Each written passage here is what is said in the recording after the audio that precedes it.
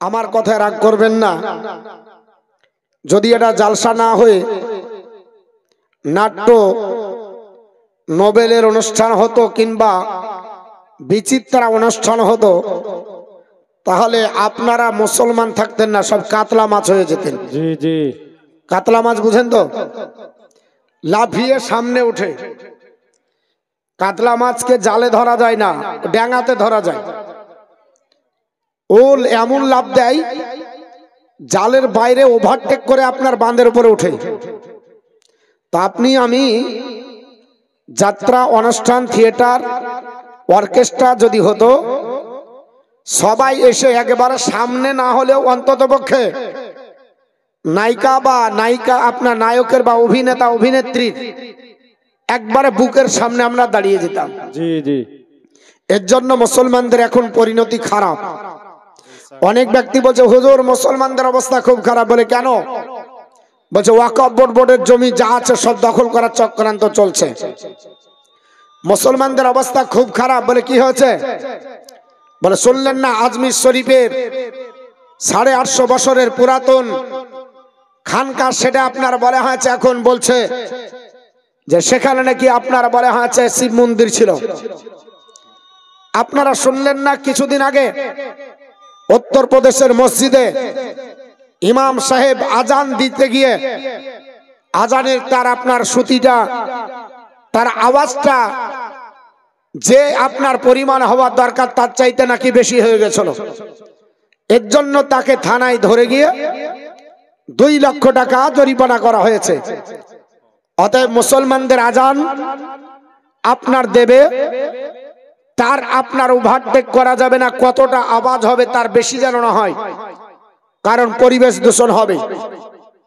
এর জন্য বর্তমান যুগে মুসলমানদের অবস্থা খুব খারাপ।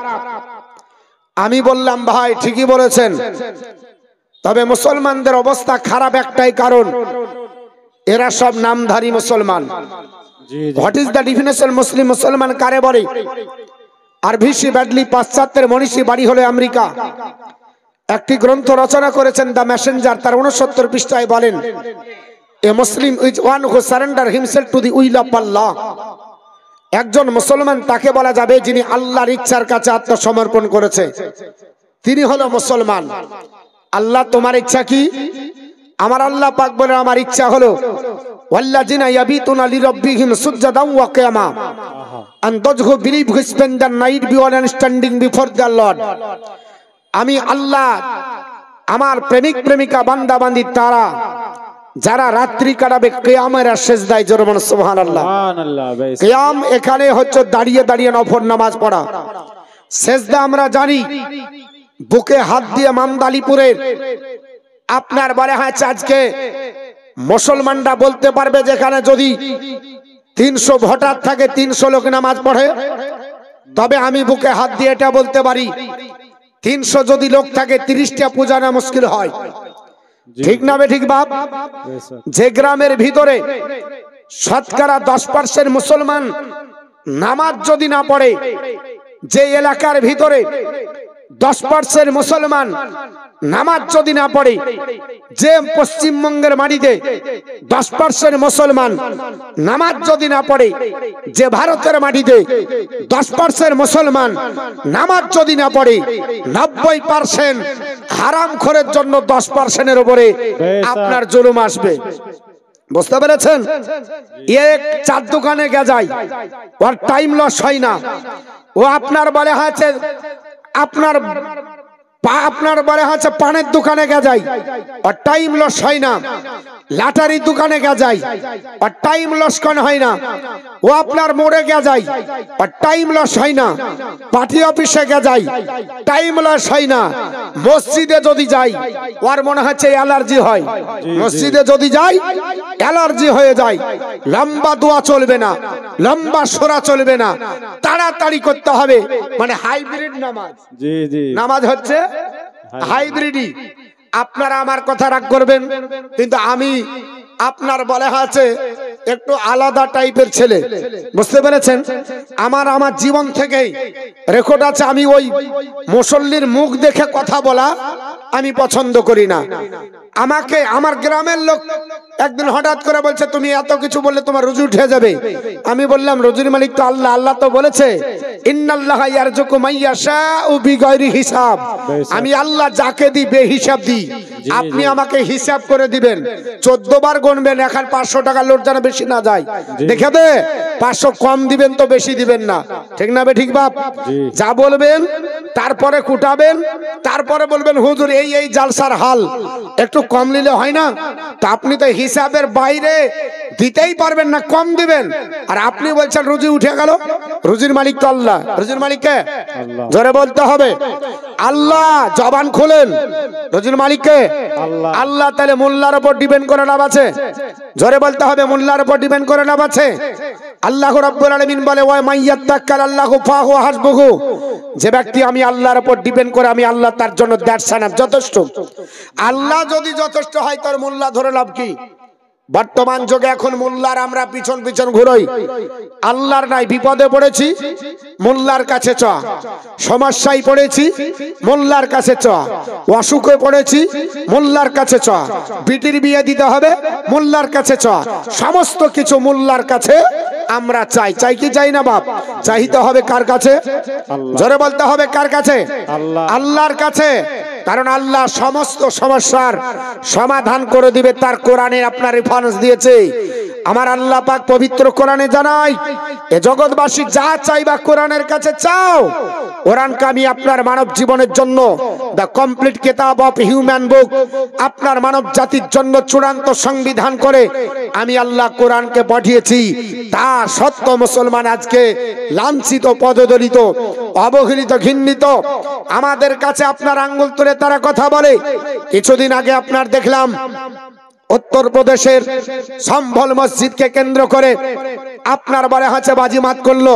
শুনে রেখে দেন, আমরা কোন বেধর্মের উপরে জুলুম করব এটা আমাদের নবীর শিক্ষা নয়। আল্লাহর নবী পবিত্র জবান দ্বারা বলেছে, সাহাবারা তোমরা খবরদার, তোমার পার্শ্ববর্তী কোনো অমুসলিম থাকলে তার প্রতি যেন কোন রকমের তোমার দুর্ব্যবহার না হয়। তোমার নেচারে, তোমার ব্যবহারে, তোমার চরিত্রের দ্বারা যদি সেই কষ্ট পেয়ে যায়, আমি রাসূলুল্লাহ বলছি তুমি আমার পূর্ণাঙ্গ ঈমানদার উম্মত হতে পারবে না। যে নবী আপনার এত ভাবে আপনার বারে আছে কড়া ভাবে, যে নবী আপনার পৃথিবীর জমিনে মানুষকে আপনার সংবিধান দিয়ে গেলেন, সেই নবীর উম্মত আজ লাঞ্ছিত, সেই নবীর উম্মত আজ পদদলিত, সেই নবীর উম্মত আজ আপনার ঘৃণিত। কিন্তু মুসলমান যদি আপনার আল্লাহর উপর ডিপেন্ড করে, কোন আপনার বারে আছে বাতিল মুসলমানদেরকে আপনার আঙ্গুল তুলে কথা বলতে পারবে না। আরে পৃথিবীর জমিনে আপনার কাছে মহা হাতিয়ার আছে কোরআন, তারপরে কেন আপনি লাঞ্ছিত? তারপরে কেন আপনি পদদলিত? কত না আপনার বলে হয়েছে দাজ্জালের মতো যদি একটা ভয়াবহ আপনার কাছে ফিতনা আসে, আল্লাহর নবী বলছে সেই ফিতনার সঙ্গে মোকাবেলা যদি করতে হয়, তা তোমার কাছে হাতিয়ার একটাই, সেটা হলো পবিত্র কোরআন। জোরে বলো সুবহানাল্লাহ। পবিত্র কোরআন হলো হাতিয়ার। আল্লাহর নবীর সাহাবী হযরত আবু দারদা বর্ণনা করে, আল্লাহর নবী হুজরাত থেকে বেরিয়ে আসলেন। নবী আমার বলছে, আবু দারদা, ইয়া রাসূলুল্লাহ, পৃথিবীর জমিনে নবী আপনার বক্তৃতা দিয়ে বললেন পৃথিবীতে এমন একটা সময় আসবে দাজ্জাল আপনার আসবে। ইয়া রাসূলুল্লাহ, দাজ্জাল কে? বলে দাজ্জাল এমন একজন ব্যক্তিত্ব, আল্লাহ পাক তাকে পাওয়ার দেবে, আপনার দুই হাতে জান্নাত আর জাহান্নাম নিয়ে ঘুরবে। তার আপনার কণ্ঠস্বর এত হবে, তার কণ্ঠে মানুষ পাগল পারা হয়ে যাবে। মানুষ আপনার যদি কণ্ঠের একবার আওয়াজ শুনে, তো যে নারী তার অর্ধেক শাড়ি পরেছে, অর্ধেক পরব বলে রেডি হয়েছে, আর কণ্ঠের আওয়াজ যদি দাজ্জালের শুনে, অর্ধেকটা শাড়ি পরার সময় পাবে না। এর নাম হলো দাজ্জাল। এক পায়ে জুতা পরেছে, আর এক পায়ে জুতা পরার চিন্তা ভাবনা করছে। দাজ্জাল তার আওয়াজ তুলেছে বাইরে, আর এক পায়ে জুতা না পায়ে দিয়ে দৌড়বে। জামা এক হাতে ভরেছেন, আর এক হাতে ভরবেন। দাজ্জাল আপনার সাউন্ড তুলেছে, তার কণ্ঠ এত সুন্দর হবে, এত সুমধুর, কণ্ঠ শোনার জন্য পিছন পিছন দৌড়বে। আপনার বারে আছে ওই জামা পরার সময় পাবে না। এত ভয়াবহ আপনার সিচুয়েশন হবে। আল্লাহর নবী বললেন সেই দাজ্জালের হাত থেকেও রক্ষা পেতে পারে একমাত্র কোরআনের আমল। ইয়া রাসূলুল্লাহ কি নবী বললেন মান হাফিজা আসরা আয়াতিন মিন আউয়ালি সূরাতিল কাহফ ওসিমা মিনাদ দাজ্জাল। এ আমার সাহাবীরা সূরা কাহফ 15 পারায় আল্লাহ একটা সূরা দিয়েছে, ওই সূরাটার যদি 1 থেকে 10 নম্বর আয়াত আপনি যদি আপনার এই হৃদয়ের ভিতরে আপনি হেফাজত করে রাখতে পারেন, মুখস্থ যদি করে রাখতে পারেন, দাজ্জালের মতো ফিতনা আপনাকে গ্রাস করতে পারবে না। এটা নবী বলছে। কে বলছে বাপ? নবী পাক বলছে, মুসলিম শরীফের হাদিস। আল্লাহর নবী বললেন দাজ্জালের মতো ফিতনাও তোমাকে গ্রাস করতে পারবে না। দাজ্জালের মতো ফিতনা থেকে তুমি বেঁচে যাবে। দাজ্জালের থেকে বর্তমান যুগের আপনার বারে হাতে ফিতনা বেশি হতে পারে, জোরে বলেন বেশি হতে পারে? বেশি হতে পারে না। দাজ্জালের মতো ফিতনা থেকে আপনি নিষ্কৃতি পারতে পারেন। হাতিয়ার হচ্ছে আপনার কোরআন। আজকে মুসলমান কোরআন পড়ে না। আপনার বলে আছে কোরআনটাকে, কোরআন আপনার পড়ার সময় নাই। সকাল বেলাতে আপনার কোরআন দেখি না। যদি গোটা বিশ্বের আপনার জ্ঞান অর্জন করতে হয়, মুসলমান আনন্দ বাজারের পাতা খুঁজে। বিশ্বের জ্ঞান অর্জন যদি করতে হয়, টেলিগ্রাফের পাতা খুঁজে। বিশ্বের জ্ঞান অর্জন যদি করতে হয়, এরা কলমের পাতা খুঁজে। বিশ্বের জ্ঞান অর্জন করতে গেলে এরা গণশক্তির পাতা খুঁজে। ঠিক বললাম না ভুল বললাম? আপনার এগুলো আমরা খুঁজি। মুসলমানদেরকে জ্ঞান অর্জন করতে গেলে আল্লাহর কোরআন খুঁজতে হবে। আমার কথা শুনে আপনাদের রাগ হতে পারে, অনেক ব্যক্তি আপনার রাগে যেতে পারেন, কিন্তু যেটা হক কথা বাস্তবে হচ্ছে সেটা আপনাদেরকে রেফারেন্স দেব। আপনারা সকালবেলা স্টাডি করবেন আর আপনার বলে হচ্ছে টালি করে আমার কথাটা মিলাবেন। যদি গোটা বিশ্বের জ্ঞান অর্জন করার জন্য পেপার পত্রিকাতে পাওয়া যেত, তাহলে আপনার বলে হচ্ছে পেপারটাই মূল গ্রন্থ হয়ে যেত। আল্লাহ রাব্বুল আলামিন পবিত্র কোরআন দান করেছে মানুষের কল্যাণের জন্য। মহান আল্লাহকে জিজ্ঞাসা করেন আল্লাহ কেন কোরআন দিয়েছেন।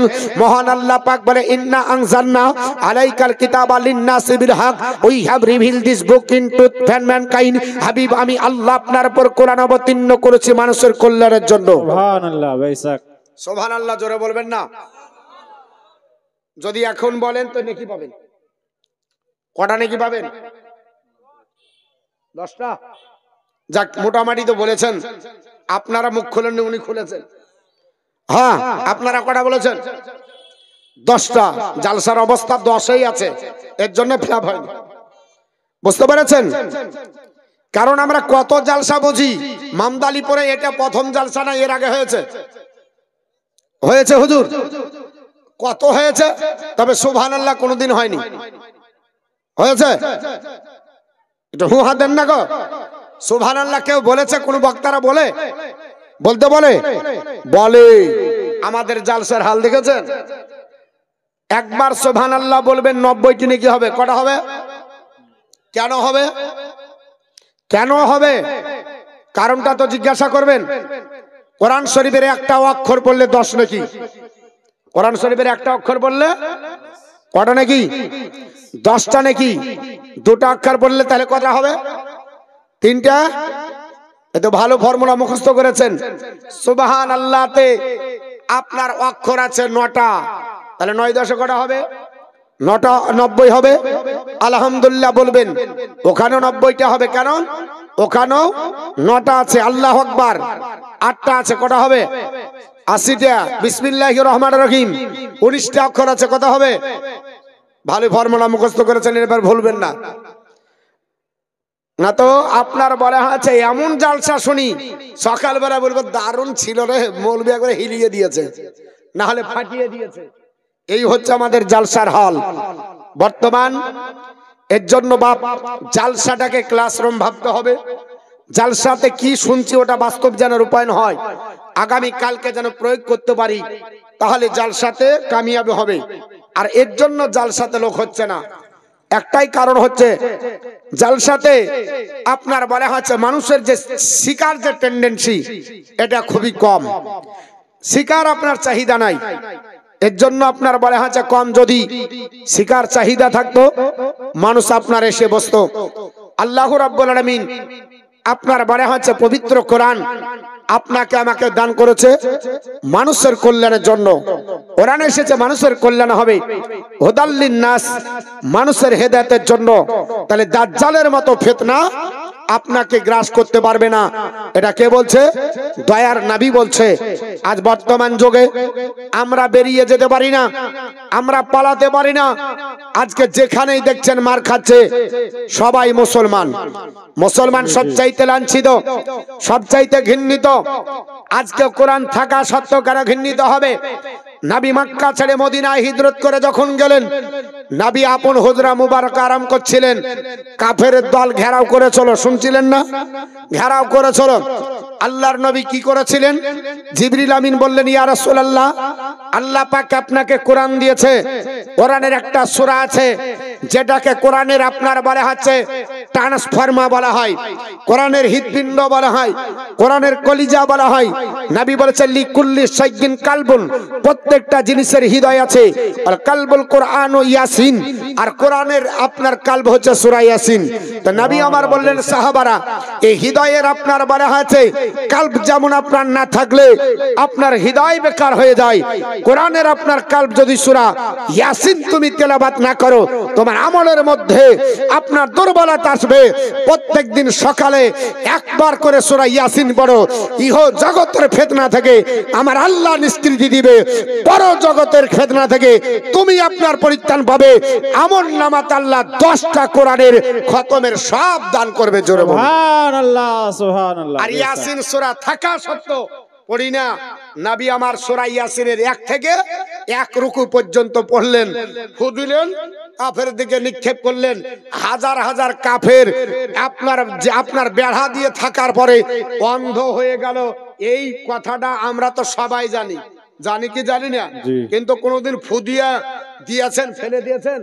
একটা বুকা হাত দিয়ে বলি যে সূরা ইয়াসিনটা পাথরে ফুঁক দিয়েছি, মাটিতে ফুঁক দিয়েছি, যে দেখি একবার ও আপনার বেধর্মী, ও আপনার কাফির, ও আপনার জালিম অত্যাচার আমার উপরে আক্রমণ করে কি করে?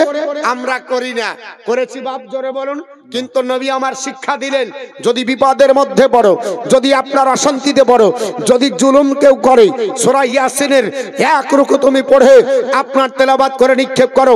কুকুর চলে যাচ্ছে, আপনাকে কামড়াতে যাবে, আল্লাহর নবী সূরা আপনার কাহফের একটা আয়াত তুলে বলেছেন। আপনার বারে হয়েছে ওই সূরা কাহফে কালবুন বলে একটা শব্দ আছে, আপনার বারে হয়েছে কুত্তা, ওই সেই আপনার বারে হয়েছে ওই আয়াতটা পড়ে আপনি আল কিতমির, ওই কুত্তাটার নাম দাগ টেনে দেন, আপনি নিরাপদে থাকবেন। বাড়ি আপনার বারে আছে হেফাজত করবেন। সিসি ক্যামেরা লাগাচ্ছে বর্তমান সমাজ, বলে সিসি ক্যামেরা লাগাইছো কেন? বলে হুজুর জানেন না। বলে কেন? আমি একটু পার্টির লেভেলের লোক, আমি একটু হাইফাই লেভেলের লোক, আমি একটু আপনার প্রভাবশালী লোক, এর জন্য বাড়িতে সব সময় থাকি না। চোরের আড্ডা হতে পারে, আপনার বলে হচ্ছে কোনো কেউ আসতে পারে, এর জন্য আমরা নিরাপত্তার জন্য আমরা সিসি ক্যামেরা লাগিয়েছি। আচ্ছা, যদি চোর বোরখা পরে আসে, মেয়ে ছেলে না বেটা ছেলে, সিসি ক্যামেরা ধরতে পারবে? জোরে বলতে হবে। যদি ওকে ইন্টারনেট কানেকশন বিচ্যুত করা যায়, ধরতে পারবে? পারবে না। যদি আপনার বলে হচ্ছে কারেন্ট চলে যায়, সিসি ক্যামেরা দেখতে পাবে? এই রাতকানা দেখতে পায় না লাইট ছাড়া, ওকে দেখাতে হবে তবে দেখতে পাবে। আর ওই বাড়িতে আল্লাহর কোরআন আপনার বলে হচ্ছে একটা সবার প্রসিদ্ধ আয়াতটার নাম জানা আয়াতুল কুরসি, যে নবী আমার বলেছেন হযরত আবু হুরায়রাকে, এ আবু হুরায়রা, তোমার বাড়িতে 3 দিন ধরে যে চোরটা এসে বলেছিল এই আয়াতুল কুরসি পড়লে তোমার বাড়িতে মাল হেফাজত থাকবে, চুরি হবে না, আল্লাহ পাক তোমার মালের হেফাজত রাখবে, ও আয়াতুল কুরসি পড়ে ঘুমায় না, সিসি ক্যামেরা লাগিয়ে পড়ে। হ্যাঁ, সিসি ক্যামেরা লাগায় না? লাগায় না? আচ্ছা না, আপনারা সিসি ক্যামেরা দেখেননি? আপনাদের বাড়িতে নাই নাকি? আছে আছে, আপনার বাড়িতে থাকবে কি করে? মাল থাকলে তো ধরবে।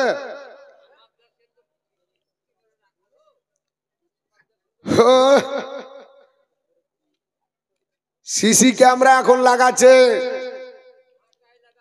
ভাটায় লাগাবে, মাথায় লাগাবে, বাড়িতে লাগাবে, পেট্রোল পাম্পে লাগাবে, স্কুল কলেজে লাগাবে। আপনার শুনে রেখে দেন, কোরআনের আমল নাই, কিন্তু কোরআনের আমল আপনাকে আমাকে করতে হবে। কোরআন যদি আমল করেন আপনার বাড়ি অশান্তি থাকবে না, আল্লাহর ফারিস্তার দ্বারা আপনার বাড়ি হেফাজত থাকবে। জোরে বলুন সুবহানাল্লাহ। আল্লাহর ফারিস্তারা সামিয়ানা টাঙিয়ে দিবে, বাড়িতে অশান্তি দূর হবে, আল্লাহর নূর ঝরবে। এটা কে বলেছে? নবী আমার বলেছে। হাদিসটি বুখারীতে আছে, মুসলিম শরীফে আছে। আপনাদেরকে শুনিয়ে দিই, আবু সাঈদ খুদরি রাদিয়াল্লাহু তাআলা থেকে বর্ণিত। আমি মূল বিষয়ের দিকে এখনো যাইনি, কিন্তু আমার আফসোস হলো যে সবেমাত্র জালসা শুরু আর এই চারটা আপনার চটটা ভর্তি হলো না। এ মুসলমান মার খাবে না, তাকে খাবে। জি বেশক। হ্যাঁ, তুমি গরু খাওয়া মুসলমান, হ্যাঁ, আর তোমার শৈশবে হাজাম ডেকে খাতনা দিয়েছে এই মুসলমান তুমি। সার্ভে যদি ইসলামিক রুল অনুযায়ী করে তুমি মুসলমান নাও। ইসলামিক রুল অনুযায়ী সার্ভে হলে ও মুসলমান থাকবে না, ও বাদ পড়ে এসে কবে। মুসলমান আর আপনার বলা হচ্ছে কাফেরের মধ্যে পার্থক্য নবী বলেছে নামাজে। মুসলমান তো নামাজই দেখা যায় না, দেখা যায় পরপর 3 জুম্মা যদি হয়ে যায় কত বড় কাবিরা গুনাহ করবে। তারপর বলছে হাই তুলি আল্লাহ জুম্মার দিন এসেছে, তুমি ক্ষমা করে দাও, লাস্ট দিয়ে পুজো দাও ওদেরকে। মনে হচ্ছে মুদিখানার মাল। আরামখোর কোথাকার, সারা বছর জীবনে কোনোদিন মসজিদে যায় না, একদিন যাবার পর বলছে মৌলভী সাহেব এমন করে দোয়া করে দেন সবকে যেন ধ্বংস করে দেয়। এটা সম্ভব? আল্লাহ বলেছেন আমি ওয়াদা খেলাপকারী না, আমি আল্লাহ ওয়াদা পূর্ণকারী। আমার ওয়াদার 1 চিন পরিমাণে এদিক ওদিক হবে না। কিন্তু আল্লাহ পাককে আপনার বলা হচ্ছে ডাকতে তো হবে, ডাকার মতো ডাকতে হবে। হযরত আপনার আবু সাঈদ খুদরি রাদিয়াল্লাহু তাআলা তিনি বলছেন যে নবী পাক সাল্লাল্লাহু আলাইহি ওয়াসাল্লামের একজন সাহাবী হযরতে ইবনু হুজাইল রাদিয়াল্লাহু তাআলা। তো ইবনে হুজাইল অভ্যাস ছিল, নবী আমার বলেছেন, মানে এর আবার আপনার একটা পাঠ আছে। আল্লাহর নবী সাল্লাল্লাহু আলাইহি সাল্লাম তিনার হুজরা মুবারক থেকে তাড়াতাড়ি বেরিয়ে আসলেন। বেরিয়ে আসার পরে এই হাদিসটা আবার বর্ণনা করছেন হযরত আবু হুরায়রা। আন আবি হুরায়রা রাদিয়াল্লাহু তাআলা আন খারাজা ইলাইনা রাসূলুল্লাহ সাল্লাল্লাহু তাআলা আলাইহি ওয়াসাল্লাম ফাকালা আকরাউ আলাইকুম সালুসাতিল কুরআন ফাকারা কুল হুয়াল্লাহু আহাদ আল্লাহুস সামাদ হাত্তা খাতামাহা। এটা হলো হাদিস। আল্লাহর নবী হুজরা থেকে বেরিয়ে এসে বলছেন, আবু হুরায়রা আজ তোমাকে কোরআনের 3 ভাগের 1 ভাগ শোনাবো। সুবহানাল্লাহ বলবেন না? সুবহানাল্লাহ। নবীর কণ্ঠে কেউ যদি কোরআন শোনে তাহলে জান ভরবে না ভরবে না? জি। আল্লাহর নবী বলেছেন একজন সাহাবীকে আল্লাহ সুর দিয়েছে, ওই নবীর সাহাবীর সুরটা ছিল দাউদ পয়গম্বরের মতো। ওই সাহাবীর নাম হযরত আবু মুসা আশারী। আল্লাহর নবী বলছে আবু মুসা, হাদিসটি বুখারীতে আছে, মুসলিমে আছে, এ আবু মুসা আশারী, আমার আল্লাহ তোমাকে যে কণ্ঠ দিয়েছে সেটা দাউদ নবীর মতো। এই দাউদ পয়গম্বরের কণ্ঠে তুমি আমাকে কোরআন শোনাও। দাউদ পয়গম্বরের বলা হয়ে গেছে, শুনেন যার পেটে ভোক আছে সে খুয়াবার খুঁজে নেবে। আর বলেন না, কতবার বলবেন? খাবেন আপনারা? যাবেন? যান, তাহলে বাইরে যান। মেয়েরাও শুনছে, ওরা এতক্ষণ জালসা শুনতে পেলে আর ওই কথাটা শুনতে পায়নি। তো শোনেন ভাব, কমিটিও আমার প্রতি রাগ করবে যে আচ্ছা মৌলবীকে নিয়ে এসেছি রে ভেজালিয়া মৌলবী। হ্যাঁ, তো শোনেন কি বলছিলাম বাপ। আল্লাহর নবী সাল্লাল্লাহু আলাইহি ওয়াসাল্লাম বলেন আবু মুসা, আল্লাহ তোমাকে এমন কণ্ঠ দিয়েছে দাউদ পয়গম্বরের মতো। আর দাউদ পয়গম্বরকে আল্লাহ এত কণ্ঠ দিয়েছিলেন, তিনি যদি দরিয়ার পাশে বসে জাবুর কিতাব তেলাওয়াত করতেন তো দরিয়ার পানিতে ঢেউ উঠতো আর দরিয়ার মাছ কিনারায় লেগে যেত, এত কণ্ঠ। তো নবী বলছেন আবু মুসা আশারী, আল্লাহ তোমাকে যে কণ্ঠ দিয়েছে সেটা হলো দাউদ পয়গম্বরের মতো। আমি রাসূলুল্লাহ চাই দাউদ পয়গম্বরের কণ্ঠে আমাকে কোরআন শোনাও। তো সাহাবী বলছে ইয়া রাসূলুল্লাহ, আপনি এত সুন্দর কোরআন পড়েন আর আমি আপনার কাছে কোরআন পড়বো, তা কি করে হয়? নবী আমার বললেন কোরআন পড়ার চাইতে শোনাতে নাকি বেশি। জোরে বলবেন না? সুবহানাল্লাহ, সুবহানাল্লাহ। শোনাই নাকি বেশি? এর জন্য দেখবেন কোরআন যদি হয় পড়া, ওখানে চুপচাপ শুনেন। আল্লাহর নবী বললেন আমি শুনবো। সাহাবী বললেন না ইয়া রাসূলুল্লাহ, আপনার কণ্ঠে আমি কোরআন শুনবো। কারণ আমার আল্লাহ পাক নবীকে কোরআন তেলাওয়াত করতে বলবে হাসরের ময়দানে। নবীর কণ্ঠ শুনে গোটা হাসরের ময়দানের মানুষ অবাক হয়ে যাবে, জীবনে এই কণ্ঠ কোনোদিন শুনেনি, এত কণ্ঠ। আমার আল্লাহ পাক নিজেই শুনবে নবীর কণ্ঠে সূরা রহমান। নবী গো আপনি সূরা রহমান তেলাওয়াত করুন। তো আপনার বলা হচ্ছে, নবী বলছেন আজ আমি নিজেই কোরআন শরীফের 3 ভাগের 1 ভাগ পড়ে শোনাবো। আবু হুরায়রা খুশিতে বাগবাগ যে নবীর কাছে এত সুন্দর করে আমরা কোনোদিন 10 পারা কোরআন শুনতে পাইনি, তাহলে নবী 10 পারা কোরআন শোনাবে। সব সাহাবীদেরকে ডেকে হাজির। আল্লাহর নবী আসার পরে কুল হুয়াল্লাহু আহাদ আল্লাহুস সামাদ, আপনার হাদিস বলছে আপনার হাত্তা খাতা মাহা, আপনার বলা হয়েছে শেষ পর্যন্ত। খাতা মাহা মানে এই আয়াতে এই সূরার শেষ পর্যন্ত, মানে কুল হুয়াল্লাহু আহাদ আল্লাহুস সামাদ লাম ইয়ালিদ ওয়া লাম ইউলাদ ওয়া লাম ইয়াকুল লাহু কুফুয়ান আহাদ, এই সূরাটা পূর্ণাঙ্গ পড়ে দিলেন। নবী আমার চলে যাচ্ছেন। আবু হুরায়রা বলেন ইয়া রাসূলুল্লাহ, আপনি তো বললেন 3 ভাগ করে 1 ভাগ শোনাবো, মানে 10 পারা শোনাবেন। ইয়া রাসূলুল্লাহ কি ব্যাপার? নবী বললেন সাহাবারা, তোমাদের 3 ভাগের 1 ভাগ কোরআন শরীফ আপনার পড়া আর আপনার শোনার সব আমার আল্লাহ তোমার আমলনামায় দিয়ে দিয়েছে। জোরে বলুন সুবহানাল্লাহ। ইয়া রাসূলুল্লাহ তার মানে কি? বলে সূরাটার নাম সূরা ইখলাস। ছোট্ট হতে পারে, এত ফজিলত আমার আল্লাহ দিয়েছে। একবার তেলাওয়াত করবে 10 পারা কোরআন পড়ার সব আমার আল্লাহ দান করবে। 3 বার পড়ে নেবে 1 খতমের সব আমার আল্লাহ দান করবে। আপনার বলা হয়েছে যদি আপনার বলা হয়েছে 10 বার পড়ো, আল্লাহ একটা জান্নাত তোমার নামায় আমলে দিবে। 24 বার যদি পড়ে নাও 2টো জান্নাতের কামরা আমার আল্লাহ দান করবে। ওমর বললেন ইয়া রাসূলুল্লাহ, তাহলে আমি 100 বার প্রতিদিন পড়ি।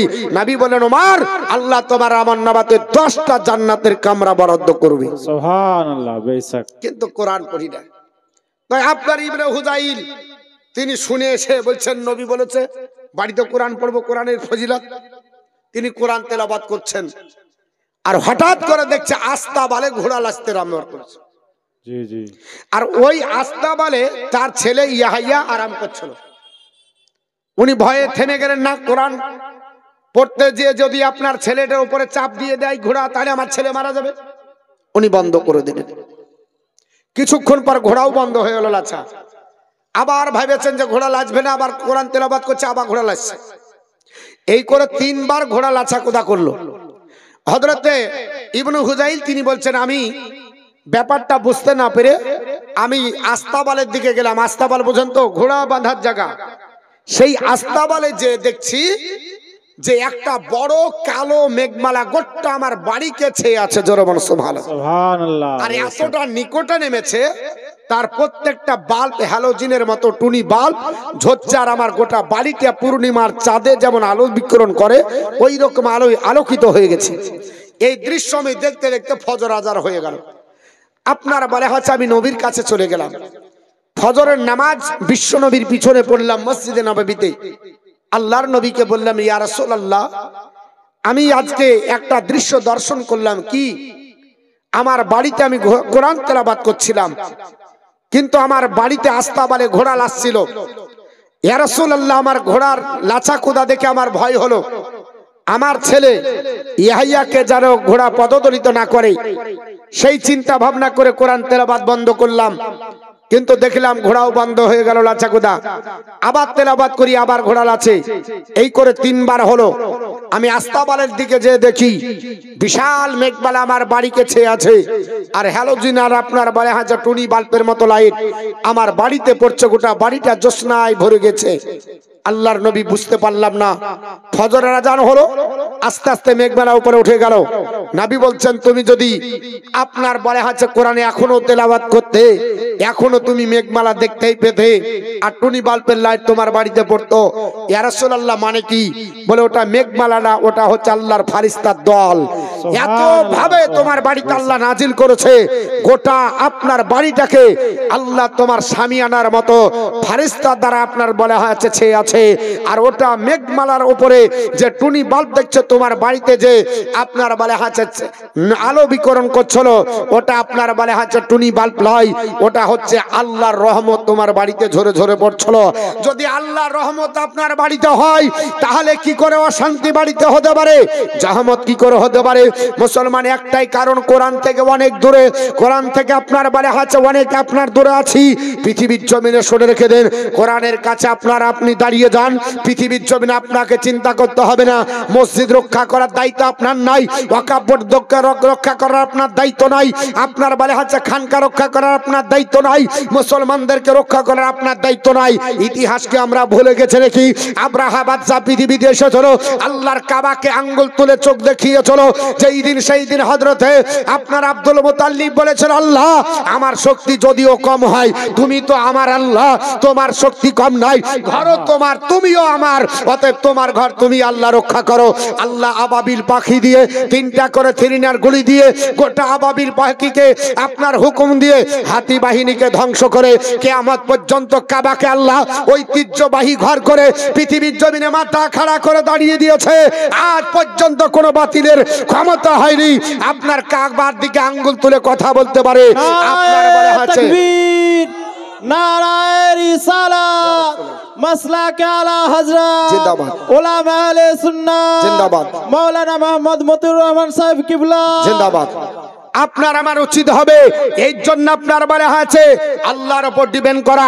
পৃথিবীর জমিনে আপনার নমরুদ এসেছিল, হযরতে আপনার মুসা হযরতে ইব্রাহিম খলিলুল্লাহর কলমা বন্ধ করে দেবে, বলে তোমার কলমা চলবে না, তোমার খোদার আপনার বলে হচ্ছে একত্ববাদ চলবে না। আল্লাহ বললেন, ওগো আমার খলিল, ওকে ছেড়ে দাও, একটা ল্যাংড়া মশার জন্য আমি ঠিক করেছি, বেশি কিছু শক্তি লাগবে না, ছোট্ট ল্যাংড়া মশা নাকের ছিদ্র দিয়ে আল্লাহ ভরে দিয়ে হেডকোয়ার্টারে যখন পৌঁছে দিল, কামড় যখন মারে বলছে শাইস্তা কি করবো, বলছে নিজের কপাল নিজের দেওয়ালে মার, যখন মারে একটু ঠান্ডা হয়, তারপরে আবার যন্ত্রণা বেড়ে যায়, বলে এতে হবে না, বলে জুতা পিটা কার, শেষ পর্যন্ত তাও হলো না, বলে আমার খড়ম আছে কাঠের, ওটা দিয়ে মার, দেহ আপনার দেহরক্ষী, তার আপনার বলে হচ্ছে নাইট গার্ড, তারই আপনার বলে হচ্ছে বডিগার্ড, ওই আপনার কাঠের খড়ম দিয়ে পিটতে পিটতে জাহান্নামে আল্লাহ পাঠিয়ে দিয়েছে। ইব্রাহিম খলিলুল্লাহর ঐতিহ্য আল্লাহ কিয়ামত পর্যন্ত জারি রেখেছে। পৃথিবীতে ফেরাউন এসেছিল আল্লাহ পাকের নবীর বাকশক্তি বন্ধ করে দেওয়ার জন্য। আল্লাহ বলল, নবী দরিয়া পার হও, বলে আল্লাহ ওরাও তো পার হচ্ছে, বলে তুমি উঠে পড়ো, কমপ্লিট আমি বাকিটা করব। আল্লাহ পাকের নবী ইব্রাহিম হযরতে মুসা কালিমুল্লাহ দরিয়া পার হয়ে যাচ্ছিল, ফেরাউন পিছন ধাওনি করলো, ইব্রাহিম আপনার হযরতে মুসা কালিমুল্লাহর দলবল উপরে উঠলো, আর ফেরাউন যখনই মিডিলে, আল্লাহ বলছে পানি এবার তোর কাজ বাকিটা কর, ওটা আমি আমার নবীকে উঠিয়ে নিয়েছি। পানি দুই দিক থেকে আসলো, ফেরাউনকে আপনার হাবুডুবু খাইয়ে চিরদিনের জন্য জাল মাছের শক্তি বানিয়ে দিয়েছে। আজ পর্যন্ত ফেরাউনের আপনার যারা চেরা চামান্না আছে, এরা যদি কোনো নবীর বিরুদ্ধে কোরআনের বিরুদ্ধে যদি লেগে যায়, তোমাদের ইতিহাস আপনার বলে হচ্ছে আমাদের জানা আছে, তোমাদের মতো জাল মাছের শক্তি করে আমার আল্লাহ রেখে দিবে। তার জন্য আল্লাহ কোরআনে বলেছে, সূরা 3 নাম সূরা ইউনূস আয়াত নাম্বার 92, মহান আল্লাহ পাক বলে, ফালিয়াউমা নুনাজ্জিকা বিবাদানিকা লিতাকুনা লিমান খালফাকা আয়াতান, আমি আল্লাহ ফেরাউনকে জাল মাছের শক্তি করে কিয়ামত পর্যন্ত রাখবো। এটা কাফেরদের জন্য, এটা আপনার বেঈমানদের জন্য, এটা জালিমদের জন্য দেখবে আর শিখবে। এরকম আপনার শিক্ষা আমার আল্লাহ পৃথিবীর ইতিহাসে জ্বলন্ত প্রমাণ রেখেছে। আমাদের দিকে আঙ্গুল তুলে কথা বলে লাভ হবে না। সাদ্দাত বাদশা এসেছিল, আল্লাহর বিরুদ্ধে স্লোগান তুলে নকল জান্নাত তৈরি করেছিল। আল্লাহ বলল, তোর জান্নাতের সুখ স্বাচ্ছন্দ্য আমি মিটাতে দেব না। জান্নাত ওপেন করতে দেয়নি, সদর গেট বুকের উপরে ফেলে আল্লাহ চিরদিনের জন্য জাহান্নামে পাঠিয়ে দিয়েছে।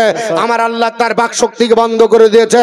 পৃথিবীর জমিনে কোরআনের বিরুদ্ধে আঙ্গুল তুলে আপনার বলে হচ্ছে কথা বলেছিল, আপনার বলে হচ্ছে তার নাম হচ্ছে সালমান রুশদি, কোরআনকে বলেছিল তার সাটানিক ভার্সে, তার আপনার বাক্য রচনা বন্ধ করে প্যারালাইসিস করে পৃথিবীর জমিন থেকে আল্লাহ বেইজ্জত করে বিতাড়িত করেছে। কিন্তু আমার আল্লাহ কোরআনকে ইজ্জতের সঙ্গে এখনো রেখেছে, কিয়ামত পর্যন্ত আমার আল্লাহ রাখবে। পৃথিবীর জমিনে আপনার বাংলাদেশের রজব আলীর মেয়ে তাসলিমা নাসরিন কোরআনের আপনার বিরুদ্ধে কথা বলেছিল, আল্লাহর বিরুদ্ধে কথা বলেছিল, আজানের বিরুদ্ধে কথা বলে বেশ্যানের আহ্বান বলে আখ্যায়িত করে আজানকে আল্লাহ তাকে প্যারালাইসিস করে বিছানে আপনার বলে হয়েছে প্রস্রাব পায়খানা এক করে পৃথিবীতে ইতিহাস রচনা করেছে। আমার যারা মসজিদের বিরুদ্ধে লাগবে তাদেরকে প্যারালাইসিস করে প্রস্রাব পায়খানা বিছানায় ফিরাবে। সুবহানাল্লাহ, নারায়ে তাকবীর, নারায়ে রিসালাত, मसला के आला हजरत जिंदाबाद। उलमा अहले सुन्नत जिंदाबाद। मौलाना मतिउर रहमान साहब किबला नाराए तकबीर नाराए रिसालत अल्लाहुम्मा सल्ला अला তোমার রুমালটা सैयदना मौलाना मुहम्मद वाला अली सैयदना मौलाना मुहम्मद সাল্লাল্লাহু তাআলা আলাইহি ওয়াসাল্লাম। তো বলছিলাম বাপ, পৃথিবীর জমিনে আমরা মুসলমান, আমরা কাউকে আঙ্গুল তুলে কথা বলি না, কিন্তু যদি আমাদের বিরুদ্ধে কেউ আঙ্গুল তোলে আমরা আল্লাহ ছেড়ে দেয় না। আল্লাহ ছাড় দেয় কিন্তু ছেড়ে দেয় না। ভালো করে শোনেন, পৃথিবীতে বহু বহু কাফের এসেছে, আমার আল্লাহ ছাড় দিয়েছে, ছেড়ে দেয়নি। এমন বেইজ্জত হয়ে গেছে পৃথিবীর জমিনে, গোটা ইতিহাস প্রমাণ আছে। এরকম হাজার আপনার বলা হয়েছে আপনার জালিম এসেছে, আল্লাহ তাদেরকে ধূলিসাৎ করেছে। আমার আল্লাহর কোরআনের বিরুদ্ধে 2020 সালে এক জালিম অত্যাচারী পাপিষ্ট শয়তান শিয়া সম্প্রদায়ের ওয়াকফ বোর্ডের চেয়ারম্যান, লোকটার নাম অসীম রেজভি, আল্লাহর কোরআনের বিরুদ্ধে বলল কোরআনের 26টি আয়াত আপনার রিমুভ করতে হবে। বলছে কোরআনে টেররিস্টের কথা আছে, আস্তাগফিরুল্লাহ, আতঙ্কবাদীর কথা আছে। কোরআন পড়লে কখনো আতঙ্কবাদী হবে না, টেররিস্ট হবে না। ইসলাম টেররিস্টকে ঘৃণা করে, আতঙ্কবাদীকে ঘৃণা করে, সন্ত্রাসকে ঘৃণা করে। যে সন্ত্রাসের আপনার নির্মূল করার জন্য আপনার 570 খ্রিস্টাব্দে আরবের মাটিতে নবী আপনার পৃথিবীতে এসে গোটা বিশ্ববাসীকে আপনার বলা হয়েছে শান্তির পতাকার তলে জায়গা দিল। সে নবীর আপনার অনুসারী কখনো আতঙ্কবাদী হতে পারে না। যদি কেউ আতঙ্কবাদী হয় জানবেন সে ইসলাম মানে না। যদি কেউ আতঙ্কবাদী হয় সে ইসলামের অনুসারী নাই। কারণ আল্লাহর কোরআন বলেছে ইয়া আইয়ুহান নাস কাদ জাআতকুম মাউইজাতুম মির রাব্বিকুম ওয়া শিফাউল লিমা ফি সুদুর।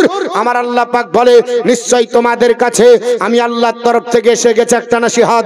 নসিহতটা অন্য কিছু নাই, এই নসিহতটা হলো আল্লাহর পবিত্র কোরআন। যদি কোরআন অনুযায়ী চলে ওয়া শিফাউল লিমা ফি সুদুর, হৃদয় রোগের আরোগ্য হবে। জোরে বল সুবহানাল্লাহ। হৃদয় রোগের আরোগ্য কি? হৃদয় রোগের আরোগ্য হলো আল্লাহর পবিত্র কোরআন। যদি আপনার মানুষের যদি জামা কাপড় অপরিষ্কার হয় তাহলে জামা কাপড় আপনার পরিষ্কার করতে গেলে সার্ফ এক্সেল লাগবে, সানলাইট লাগবে। যদি আপনার শরীর অপরিষ্কার হয় লাইফ বয় কিয়া মার্গো লাগবে। মাথা যদি অপরিষ্কার হয় শ্যাম্পু লাগবে।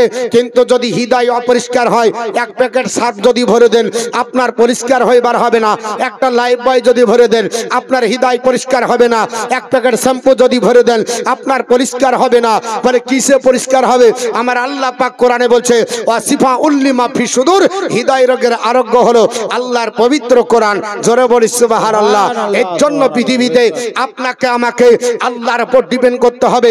কখনো আপনার বলা হয়েছে পৃথিবীর জমিনে মসজিদ সম্পর্কে আপনার তারা আপনার দিমাগ তৈরি করছে। শুনে রেখে দেন আল্লাহর ঘর আপনার যদি আপনার বলা হয়েছে অমুসলিম তো দূরের কথা, কোন মুসলমানের জায়গাতে কেউ জোর করে আর সেই মুসলমান যদি দাবি করে খোদার কসম করে বলছি নবীর হাদিস এবং ফিকহ শাস্ত্রের নিয়ম হলো তোমার নামাজ হবে না। বেশক। তাহলে মসজিদ পরের জায়গা তৈরি করে নামাজ হবে না। জোরে বলেন হবে? এরা তো আপনার বলা হয়েছে পৃথিবীতে আপনার বহু পলিসিটা আপনারা ক্যাপাসিটি করে অনেক কিছু চেঞ্জ করার জন্য এরা বলছে ইতিহাস ছোট করতে হবে। কেন ইতিহাস ছোট করতে হবে? এরা ভালো করে জানেন ছোট যদি করতে হয় মুঘল সাম্রাজ্যকে করো। কারণ এই সাম্রাজ্যের ভিতরে বহু মুসলমানদের অবদান আছে। গোটা বিশ্বের মাটিতে সপ্তম আশ্চর্যের ভিতরে একটা, গোটা বিশ্বব্যাপী চিন্তা ভাবনা করেছিল নকল তাজমহল তৈরি করবে, আজ পর্যন্ত পারেনি, পারবে না। যার কারিগর একজন আল্লাহর ওলি ছিল। জি জি। সম্ভব নয়। 450 বছরের উপর হলো, আজও তাজমহল দেখলে চকচক করে মনে হচ্ছে সবে মাত্র তৈরি করে গেল। এর জন্য তারা জানে পৃথিবীর জমিনে মুসলমান তাজমহল তৈরি করেছে। মুসলমানদের যদি মুঘল সাম্রাজ্যের ইতিহাস ছোট করা হয়, ইতিহাসের পাতা থেকে সাম্রাজ্য আপনার মুঘল সাম্রাজ্য মিটে যাবে। তাজমহলের ইতিহাস মুসলমানরা খুঁজে পাবে না। এরা ভালো করে জানে কুতুব মিনার তৈরি করেছে কে? মুসলমানরা। কুতুবউদ্দিন বখতিয়ার কাকি, আপনারা নাম শুনেছেন, তার পাশেই কুতুব মিনার আছে। জি জি যে দেখেছেন আকাশচুম্বী গোটা দিল্লি দেখা যায়, মুসলমানদের অবদান। দিল্লির লাল কেল্লা কে তৈরি করেছে? আগ্রায় লাল কেল্লা কে তৈরি করেছে? ভারতবর্ষের সংরক্ষণ করার জন্য এই লাল কেল্লা তৈরি হলো মুসলমানদের অবদান। এরকম হাজার জিনিস আছে, তা সত্ত্বেও আমাদেরকে চাপ দেওয়া হয়। কিন্তু আমি বলবো, এই কিছু নেতারা উস্কানিমূলক কথা বলে সাম্প্রদায়িকতার আপনার বলে হচ্ছে বীজ বপন করছে। নেতাদের কথা শোনা যাবে না। আমরা হিন্দু, মুসলিম, জৈন, খ্রিস্টান আমরা পাশাপাশি বসবাস করব। আমরা খেটে না খেলে খেতে পাই না, ঠিক না বেঠিক বাপ? জি জি খেটে না খেলে খেতে পাই না। তোমার চুলকানিমূলক বক্তব্য আমার শোনার দরকার নাই। আমার জায়গাতে আমি আমার ধর্ম করব, তোমার জায়গায় তুমি করো গা, আমার আপত্তি নাই। তুমি তোমার করো না, কিন্তু তুমি কেন আমাদের উপরে এইভাবে জুলুমবাজি করো? আল্লাহ রাব্বুল আলামিন পৃথিবীর জমিনে আমাদের বিবেক বুদ্ধি দিয়েছে, চেতনা দিয়েছে, প্রজ্ঞা দিয়েছে, মেধা দিয়েছে, আমাদেরকে বুঝতে হবে। তো যাই হোক, যেটা বলছিলাম বাপ, আল্লাহর কোরআন তেলাওয়াত করতে হবে। পবিত্র কোরআনের একটা সূরা আছে সবচাইতে বড়, ওই সূরাটা গরুর নামে নাম। ওই সূরাটার নাম কি গো? সূরা বাকারা। সবচাইতে বড় সূরা, একটা গাভীর নামে নাম। ওই সূরাটার লাস্টে দুটো আয়াত আছে। আল্লাহর কোন বান্দা বান্দি যদি পড়ে, আল্লাহর নবী বলছে পৃথিবীর ফিতনা তো দূরের কথা, যেই দিন হাসরের ময়দানে যাবে, হাসরের ময়দানে তার রোদের কিরণ লাগবে না। জোরে বলুন সুবহানাল্লাহ। বেশক সুবহানাল্লাহ। বাড়িতে গিয়ে বলবেন গো, এতবার বলার পর মুখ খুলছে না। ঠান্ডা লেগে জোরে বলেন, দর্শনে পড়েন। আল্লাহ আল্লাহুম্মা সাল্লি আলা সাইয়্যিদিনা মাওলানা মুহাম্মদ ওয়া আলা আলি সাইয়্যিদিনা মাওলানা মুহাম্মদ ওয়া আলা আলি সাইয়্যিদিনা মাওলানা মুহাম্মদ সাল্লাল্লাহু তাআলা আলাইহি ওয়াসাল্লাম।